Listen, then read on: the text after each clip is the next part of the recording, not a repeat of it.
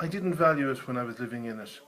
Looking back on it, it was better than it ever was before in my life because we had money coming in. There was no shortage of money from work. We had property rented. We were living the good life. We had a new car. We had no shortage of loans and monies and holidays and things like that.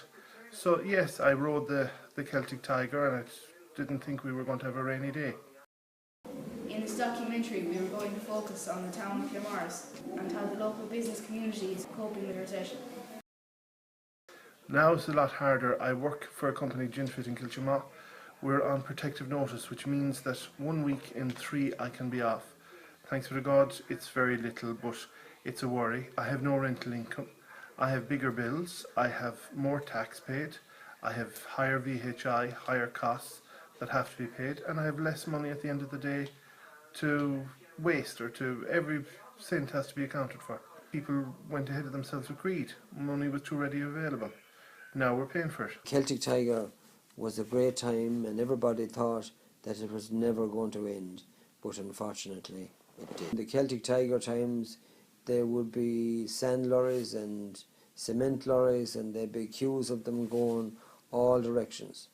Today you probably wouldn't see a sand lorry, or you wouldn't see a cement lorry, and it's a sign of recession times where the roads also aren't as busy as there used to be. There's a lot of doom and gloom out there as well. People are very unhappy. People have less money in their pocket, and people are finding it very difficult. So recession times is not a nice place, but also I suppose it will probably make people think, I suppose, of who they are and who their neighbours are, and maybe they'll communicate better, and people maybe find themselves back in reality times.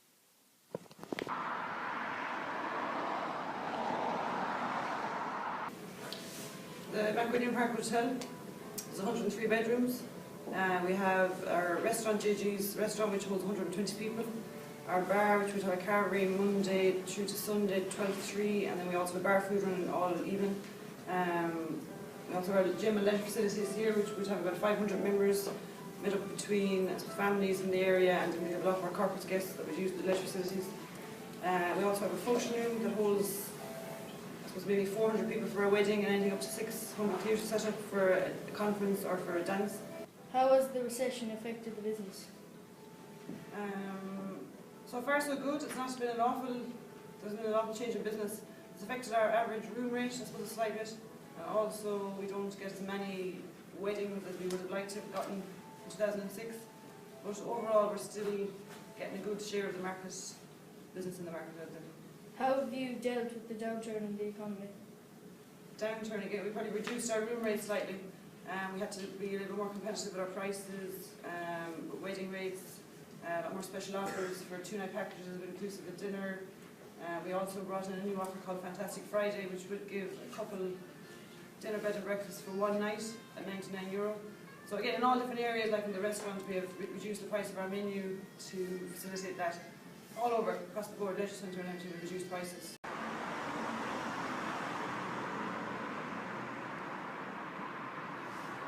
I think we're actually nicer people now than we were in the Celtic time of year. People appreciate more what they have. I think yes, it's tougher, business is tougher for everybody, but we've all had to adapt. And maybe we got lazy and sloppy in the Celtic Tiger, and we didn't look at all our cost bases. And the business has looked at them now. Unfortunately, a lot of business did close, but I really do believe that things are getting better, that we will come back, and that we'll be better and stronger for it. Where do you think the future lies for your business? I think the future lies in what we continue to do what we do, trying to produce quality food, everyday fresh in store, make ourselves different than anybody else, to offer service that nobody else offers, to improve ourselves, and to keep looking to see what we can change and to learn from other people in other places, and to keep trying to be innovative and come up with new products and new ideas. I think if we stand still, we go backwards. So we're all trying to try to move forward. Actually, fortunately, there's no real difference at the moment. We have quite a small mortgage, so we're able to service that every month. As well as that, I think you know, everywhere you go there's deals. Basically, supermarkets, there's special offers, there's deals, all sorts of services in the town. So in my opinion, it's never been kind of cheaper to live. And there seemed to be a lot of work, and particularly for Dad, because he was involved with the arts, there was a lot of money to be made. And in his job, it's not that easy to get a mortgage and that kind of thing, because it's not regular work, it's all contract work.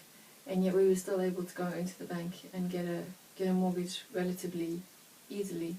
So during the Celtic Tiger, we had, relatively speaking, quite a lot of money. We weren't short of money. We were able to save, and we were able to go away.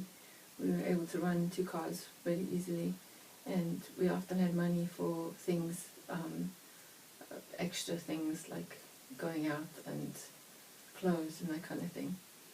And then in my experience, literally one day on the radio, I was listening to the radio, and they said we're in a recession now.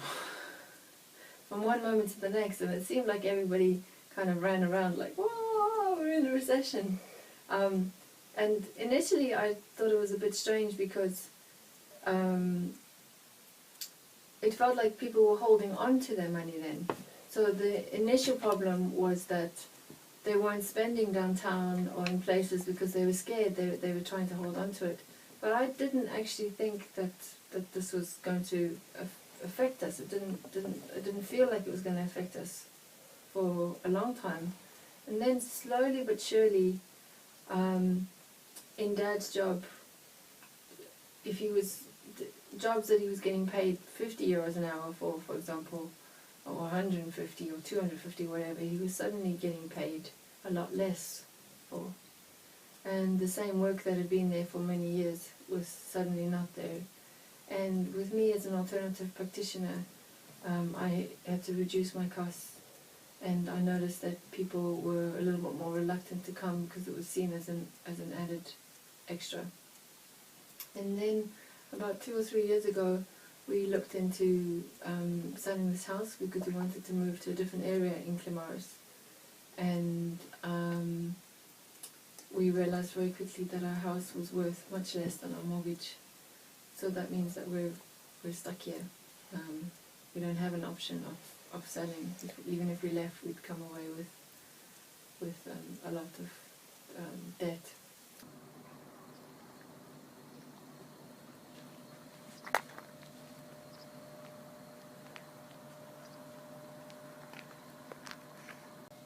Why did you have to move abroad?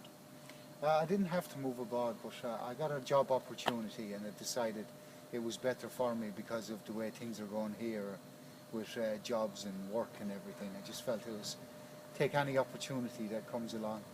Okay. And why did you pick Thailand? That's where the job offer was, and I wanted to try somewhere where something totally different than Europe, because I just feel in general Europe is on a bit of a downturn at the moment. So I thought somewhere nice, somewhere hot. Yeah, okay. What work do you do there?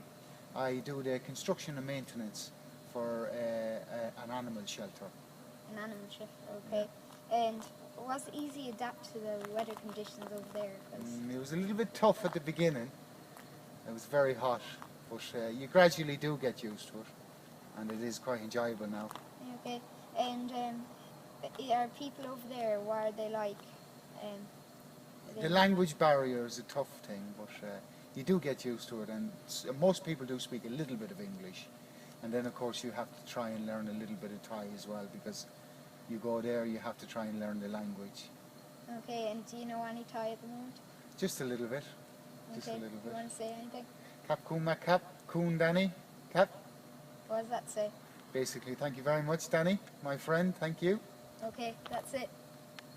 You've seen the effects of the recession on businesses and families. We hope to have informed you about the ups and downs of the recession and how devastating the Celtic Tiger was. Thanks very much.